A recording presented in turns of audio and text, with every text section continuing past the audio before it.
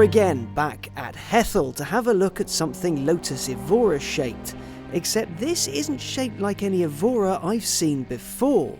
It's familiar, sure, but it's not like the car I drove back in 2012.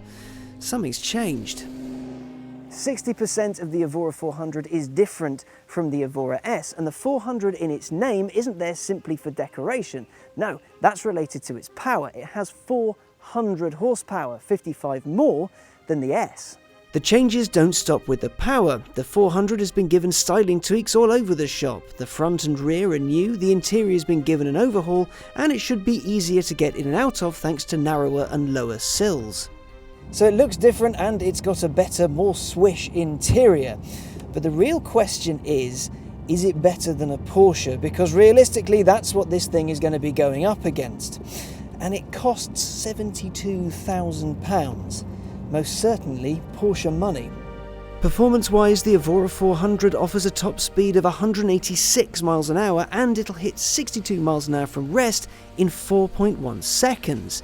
That makes it quicker than a Cayman GT4 and a 911 Carrera S to that particular benchmark. Score 1 for Lotus. Now those performance gains might just have something to do with the 42 kilos Lotus have shed over the Evora S. That and the fiddled with engine and supercharger and all the technical make go faster gubbins. Lotus says this is now as quick around Hethel as the Exige S, a very fast car. It also says it's a car for today whose looks and performance can only be matched by cars costing much more. So, is it? The proof is in the pudding, and this is what the 400 is like to drive. First thing, it is chuffing quick and it's noisy. Now they've put a noise button in here which ups it, so you press that and it wails. It makes a brilliant noise, but good God, it gathers speed so quickly. The fiddles they've done to the engine have made this a seriously quick car. The Evora S was a very fast car. This is a very fast car. I was out on the track and I was taking corners just a little bit quicker each time, pushing it, exploring it, and it's quite a friendly car as well. The chassis allows you to play, even make a few mistakes, though that's down in part thanks to their amazing traction control system that learns the surface you're on, learns the road, learns the corners, and then allows the car to play a little bit depending on what mode you're in. Drive is the safest, Sport gives you a little bit of play, Race, well, I'm told you can get some quite funky angles going with that, but I didn't have the time or the balls to do it. And off, of course, turns everything off. The brakes, they work. Good God, they work. The steering, you get such great feedback through Lotus steering. You really do. It feels absolutely wonderful. You know just what the car is doing. It's so eminently communicative. There is no doubt that this is one of the best cars that Lotus has made that I have driven.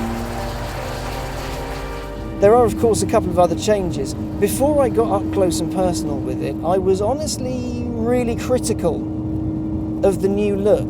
I thought it looked a bit Halfords and a bit tacky and a bit meh. And I even said Tuna Mansory did a better job of it than Lotus. Now, even though I said that about Mansory, actually, I was wrong. I was unnecessarily rude on social media because when you see it in the metal, the bigger bumper, not only does it look super aggressive, but it gives the Evora a more angry edge, makes it look more like a sports car rather than a happy little Lotus from Norfolk.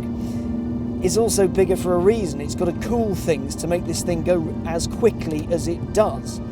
Then there's the rear. I thought it was a bit overdone, but actually the new wing is really pretty. The new rear is beautifully sculpted. Having spent a bit of time with it, the looks have really grown on me. And the interior, my God, it's so much better than before. There's a bit more room to it. The car still feels quite wide, but the materials are of a higher quality. The dials look a bit better. The switchgear in the center console feels nicer. There's better feedback from it. It's more ergonomic. So the new Evora is lighter, faster and better than ever before, but is it better than a Porsche? That's the question, and there's a couple of reasons why it isn't. The first one is the fact that people are terrified of handmade sports cars, British or otherwise, because they have a reputation for breaking a lot. I mean, Lotus used to have the unfair acronym of lots of trouble, usually serious.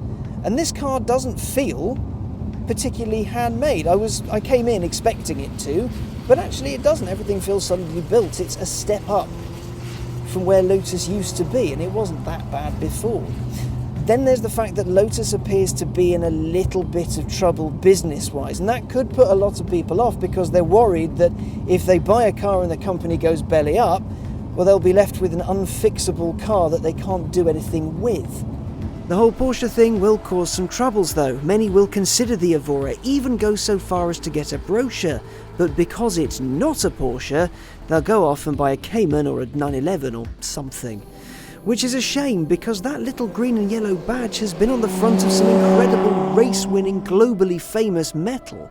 Lotus isn't wanting for heritage. Whether or not you think you want something German, if you don't give the Evora 400 a look, I think you'd be missing out on something pretty special, because it is a wonderful, wonderful car. The Evora, as grown up as it was, has grown up even further. It's a really serious bit of kit. And even though I said earlier, yes, it costs 72 grand and it's a lot of money, you can feel why it costs 72 grand. Yeah, there are a couple of faults, but you know why it costs that money. The big question I ask myself anytime I get into a new Lotus, being an unashamed Lotus fan, is would I buy one with my own money?